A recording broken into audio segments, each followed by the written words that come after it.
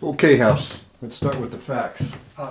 Begging your pardon, sir, but at the start it's best to frame the conversation. There's a bit of pomp and circumstance to it, I'm afraid. Very well. How shall we begin, then? Well, perhaps with you, sir. Me? And your connection to Josette Marshall. I can set it up for you if you like. Nonsense. It's the stone that they're here for. Greetings, Mr. Marshall. Today, we're going to talk about Rosanna Spearman.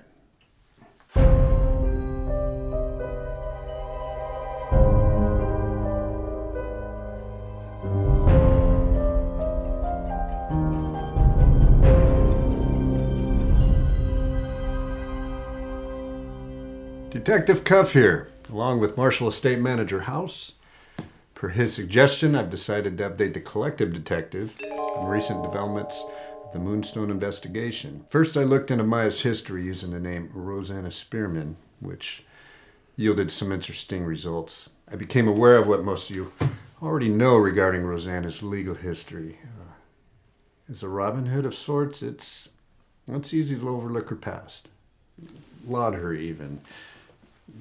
But despite substantial protests from the Honorable House here, I'm afraid there's more. Substantial protest? Rosanna has a history of suspected petty larceny. Though she's never been charged with a crime, she's been brought in question on more than a dozen occasions. But where things get really interesting is her connection with an entity known as Lucre, a deep web marketplace for stolen goods. That last bit of information, important as it is circumstantial, came from our visit to Davidson's a few days past. Right you are, House. You may recall my interview with Candi wherein she mentioned that Rosanna's best friend Lucy works at the local coffee shop. House and I paid a visit to the shop, but unfortunately Lucy wasn't working at the time. Detective Cuff did find a co-worker of Lucy's who was willing to speak with us. That's how we came by the name Lucre. It's also how we discovered that Rosanna bought a new phone and brought her old one in to give to Lucy. An unrelated detail, I'd wager. Is it?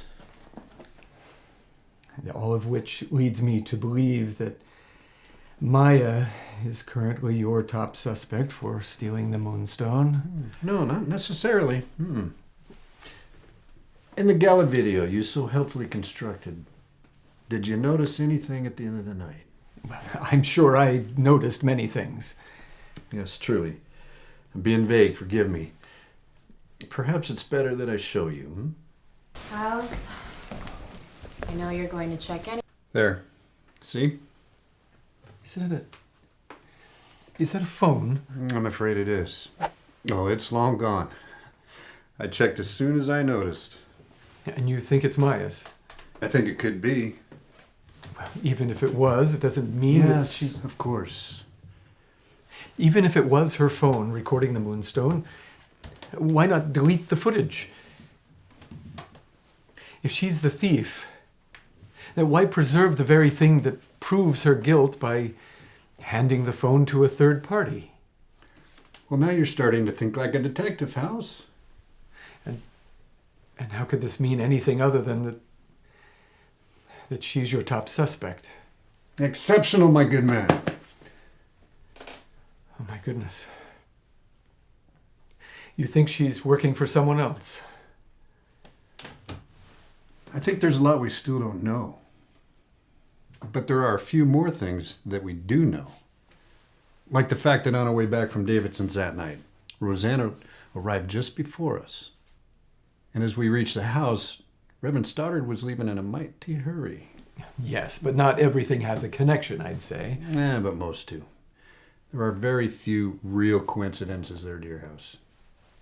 Precious few. A fitting segue into how you find yourself at the home of Josette Marshall this very day, wouldn't you say? Oh, another time, House. Very good.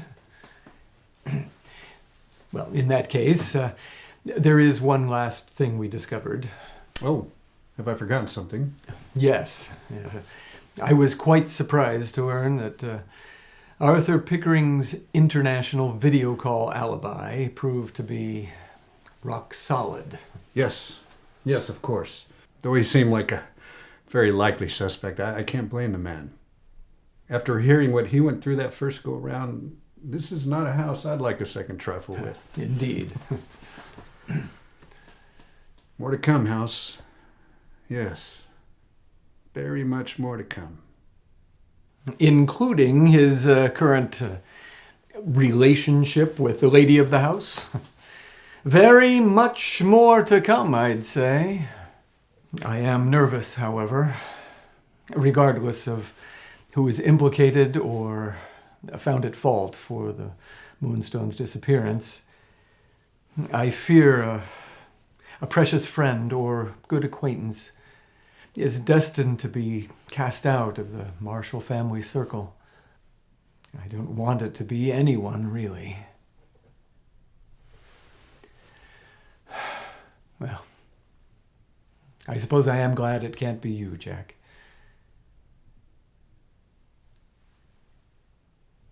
Yes,